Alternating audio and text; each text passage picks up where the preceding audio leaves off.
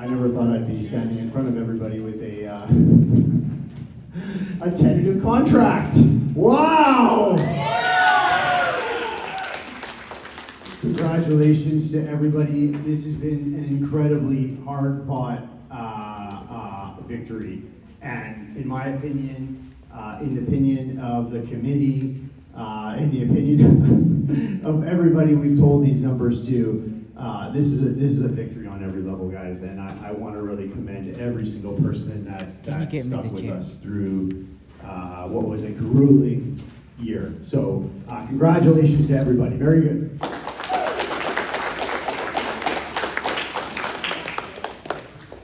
All right, well, when I started in the hotel in 2015, I was brought by one of the leaders of the union who told me that the housekeepers at the Sheraton had turned the hotel into a back alley brawl. And they were right. and 10 years later, we finally won that brawl. So thank you to the housekeepers for starting this big fight many years ago. Yeah. In 2017, housekeepers made less than $17. Think about that. 2017, a housekeeper made less than $17 in this hotel. In 2 years, in 2.5 years, in 2027, they'll make $30 an hour. Wow. That is something else. Unbelievable. Make no mistake, every housekeeper in this room right now will make $30 an hour in 2.5 years. That is incredible. And everybody else is going to have a very nice wage as well, so that's incredible. I want to just take a second here. I don't know, I think Gulzar is going to join us later for lunch, but I want to thank Gulzar and Jackie for all their leadership, all their help on the line, just getting things done every week. I mean, it's, paying 100 some odd people their check every week is an administrative beast, and they pulled it off pretty much flawlessly, so good on them. I want to take a second, I also want to thank the leadership of the union. Robert is here, we have Mike, President Zayelda, she'll be here later, David Kleinbaum, every single one of them, just spent innumerable hours on this fight. So I want to thank them as well. And of course, I want to thank our committee here who, through some rough waters, maneuvered this ship into, a big win. So let's hear it for the committee.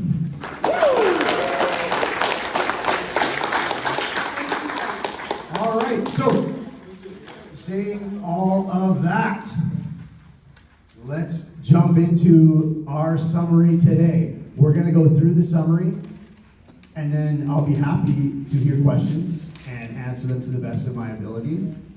Okay?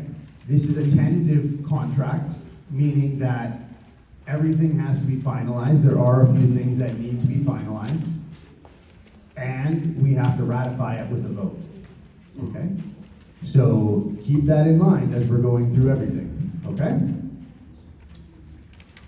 Before we jump in, though, I want to invite Russ up from the committee just to say a few words just about how we kind of got here, because I know a lot of people are never thought we'd be here, so it's important to understand how we got here and what that means. So Russ, if you want to just come up.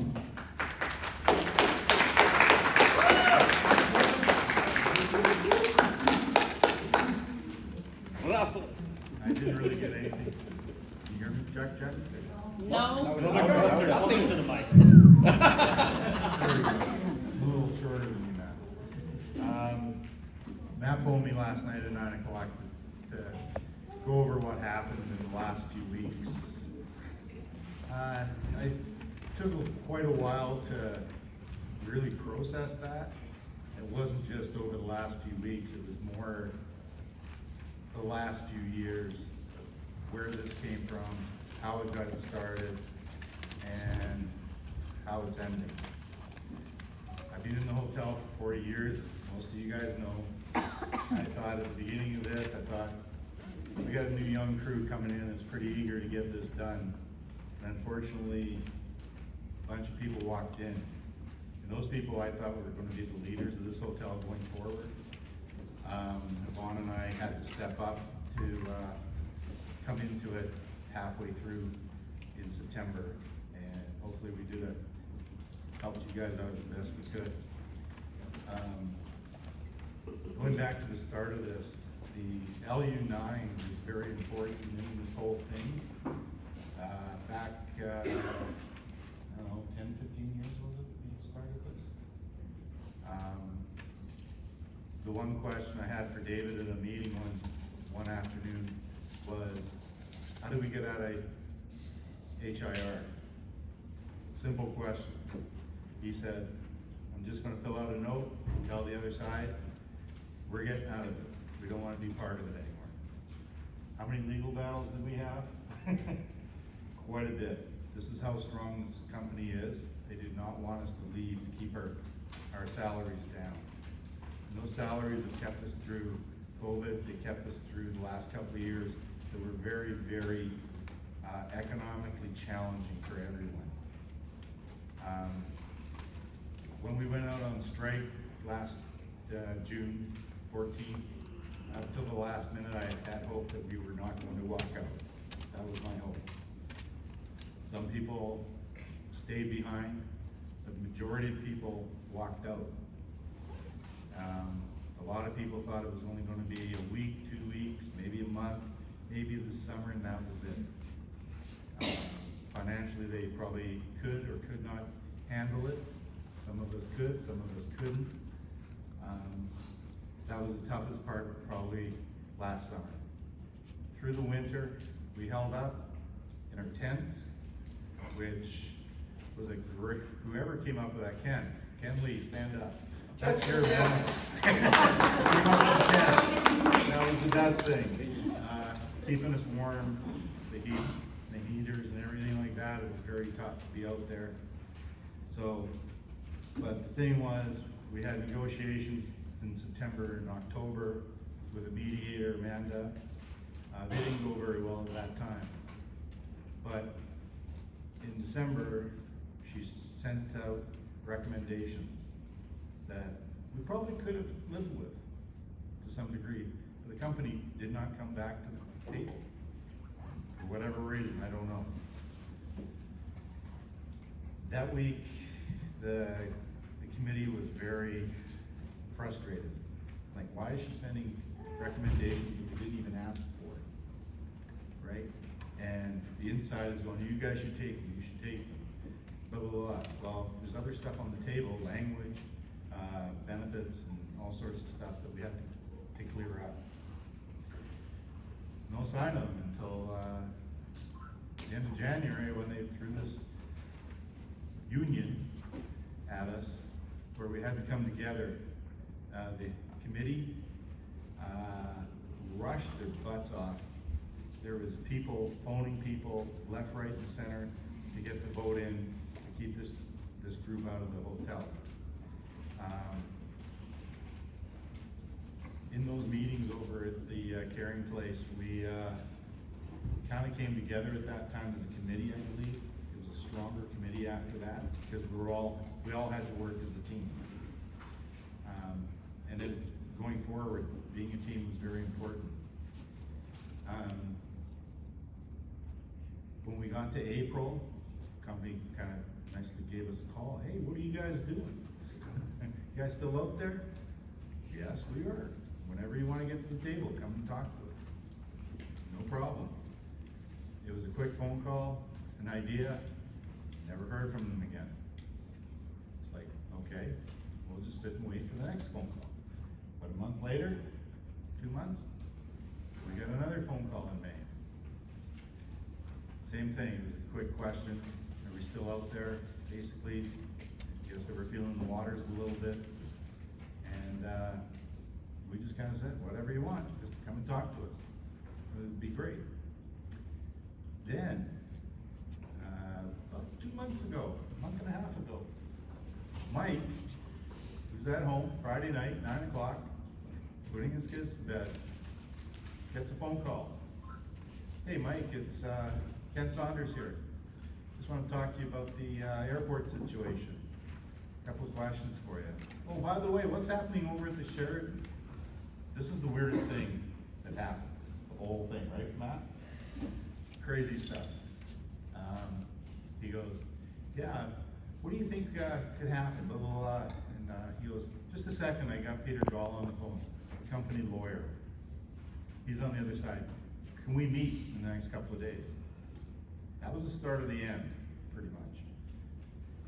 So we've been keeping it, as I've been telling everybody, keep it straight and narrow, keep your focus. And the meeting went pretty well. It was Mike and Zielda and one of the lawyers, wasn't it? And Suzanne. And Tim and Peter, Kevin Saunders. It was a short little meeting, nothing much happened, but it was an important one. It was kind of bridging the gap. And so from there was a couple of presentations that Kevin Saunders came up with. What do you guys think of this? What do you think of this? We went, sounds good to us. That was the start of the building of the four pillars, what we call the four pillars, which were our safety, our wages, bonus, and amnesty, and no amnesty. We had to work through those four pillars. That was the structure of the whole thing. Within 2 weeks, we got the first one. We were called to a meeting downtown for 2 days. Two longest days I think I've ever had, sitting around waiting and back and forth, back and forth, back and forth, back and forth. And this is how all the wages came through. Those two meetings, they just gave us everything. We built up a structure. We got the wages. That was number two. That was the second pillar. The third pillar, what was that again? Take it pay. So we started off, we put a number together. We looked at the fines that had already been accumulated from the people who had crossed, and came up with a number. So we had a target to go on that. How do we get there? It was more meetings, more meetings, more meetings, more talk. So on the two days downtown, at the end of it, we were already at $421,000 in the pot. So that's got to be divided amongst us somehow. We'll come up with a solution. Also, $96,000 for people who did not cross the picket line, who did not come up to the picket line for whatever reason. Then they walked out. They came back with something. We kind of lost it, and everybody, Matt was walking, pacing back and forth. David's walking this way. The carpet was worn out this way because Matt was going so fast, pacing, pissed off. And so we thought, okay, what's going to happen from here on in? All this work's been done. Are we going to get it? We didn't know. So for 2 weeks, or a week, 10 days, we didn't hear anything from the company except for Mike had gone to Kevin Saunders and asked Kevin Saunders, what are we going to do? He said, keep working at it, keep working at it, come up with some ideas, do this, do that, do this. So we never stopped. So we had our weekly meeting. We decided, yeah, we'll keep going, we'll figure something out, and we'll go from there. And so they called back again a week and a half ago. We're coming back to the table. So this is where it gets interesting. Where do we start? Mike went down to Ken Saunders, posed the question to the company, where are we starting? He said, where we left off. Sounds good. So where are we going to go from here? So Matt and Nan, David and Mike, they're rattling their brains on what we're doing, and they're putting things in front of us. And we came up with a solution to basically send in safety ambassadors, I think it was, or something like that. So Culdeep got called, and I got called to go to the, as you wanna call it, the fire pit of the mediation room. And so we went in there and we proposed, moving some money around. Company said, hey, no problem. Just go back in, we'll call you shortly. We've gotta do the numbers, run the numbers. And then we got a call 15, 20 minutes later. Yeah, it's good, it's good. They're just throwing money at us at this point. So we got quite a few dollars there. And then as the day went on, the question was amnesty. And the amnesty question was a very tough one. The problem with the amnesty is there's people in this room that want a punishment for people that crossed the line. We've already got the pot, $421,000 from the company to do whatever we want with. So we're calling it picket pay. So this is what's kind of got the picket in there a little upset because we're getting picket pay, but they know it's fine pay. So how do we resolve the issue? Steve said in the beginning of this, in June, that I will not sign an agreement that will punish the scabs. We're saying we have a collective agreement that says we can. So this has been the long-standing question amongst everyone in this room, how is it going to happen? So in the room, we all kind of sat around and went, what are we gonna do? I looked at Felicia, she looked at me and goes, let's have a union-only meeting, committee-only meeting. I went, okay, sure. So we kicked Robert out, we kicked Jackie out, we kicked Matt out, and David out of the room. And we did this a few times through this whole process. So, but this was the key one. This was our decision. So, we went through the pros and cons of arbitration. And the company said to us, we'll give you $25,000 extra dollars if you do not go to arbitration. So, that was on the line. How else are we going to get this question done? There wasn't much on the con side of this, but there was a lot on the pro side. I can't remember all the details, but you can think about them yourself, and you'll probably come up with the same solutions we did. It was in our best interest to go to arbitration. So the vote was unanimous to go to arbitration with the committee. And so we kind of, okay, Russ, you're gonna go tell them. I'm like, oh geez, I'm not too thrilled about this one. So I said, okay. So Mike and our ambassador committee went over there, myself, Guldeep, and Mike, and I did all the talking. And I said to Peter and Steve and Mike, or Peter, Steve, and Tim, I said, look, this is basically batshit crazy. Not one of us in this room is going to make a decision on it. So we're asking for arbitration. They kind of slumped down a little bit and kind of went, oh. And I kind of said to the reasons why. We have our reasons. We have people that are upset that people went across. We felt abandoned. We feel betrayed. And those were the main reasons that I told them. And I said, also, Steve, you made a promise to these people. This is your way out. This is your way to save face with the people that crossed. And it's for us to save face with everyone here, too. And it will be a legal binding agreement with this one question. And going forward, it will be sticking. And it can't go to court to be appealed. It's final. So we have to live with that question and how it's answered by the arbitrator, Ken Saunders. And we should have that probably within a couple of weeks. So that's kind of the history of what had happened in the last couple of weeks. So, but I know Matt here, thank him, but he missed a few people out.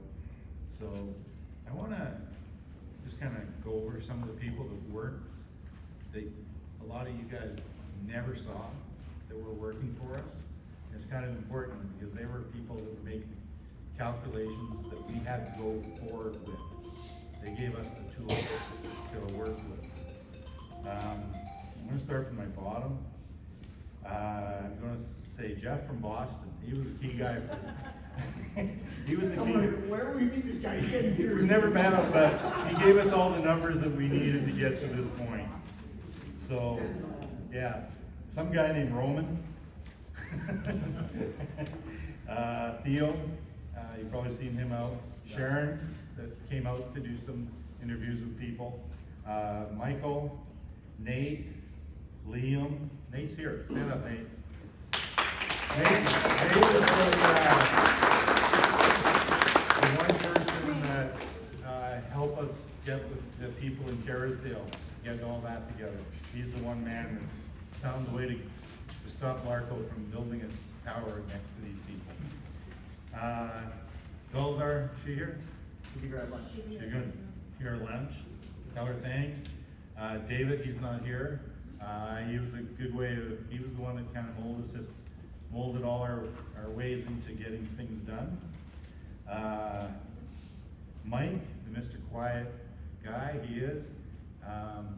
He was kind of the, I wouldn't say mediator or intermediary between the company and Ken Saunders. He was the one that took our messages to him and he brought back the messages from them. So he was a big part of it, and he also had to put his kids to bed at 9 o'clock on Friday night. So, which was quite a shock. So, Jackie, thank you very much.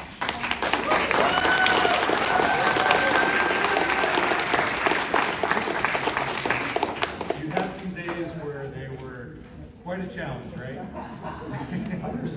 Getting our paychecks to us was the most important thing.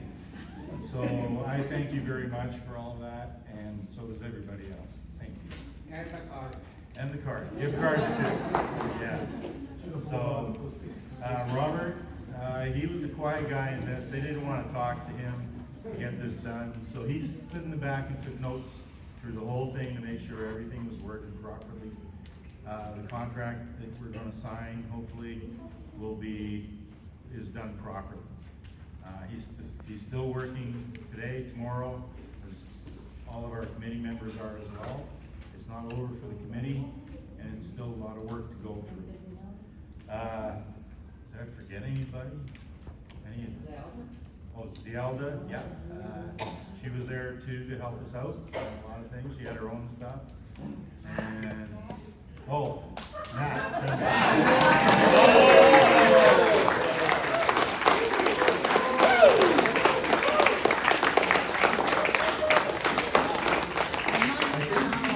I think Matt's got some kids that he wants to get to know a little bit better in the next little while, because he hasn't been around them too much, so I hope Matt can get back to that, okay?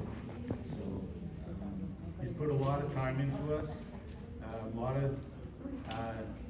taking a lot of heat from a lot of people, from inside and outside, and trying to keep people at peace.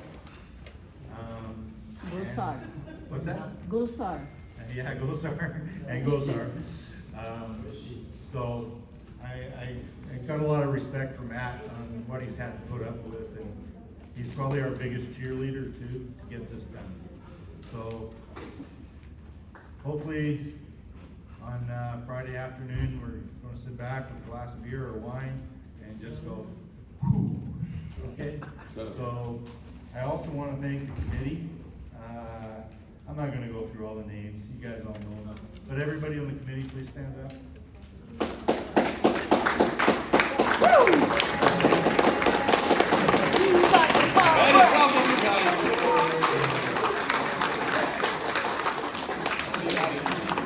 And everybody else stand up and give yourself a big pat on the back. Give yourself a big pat on the back.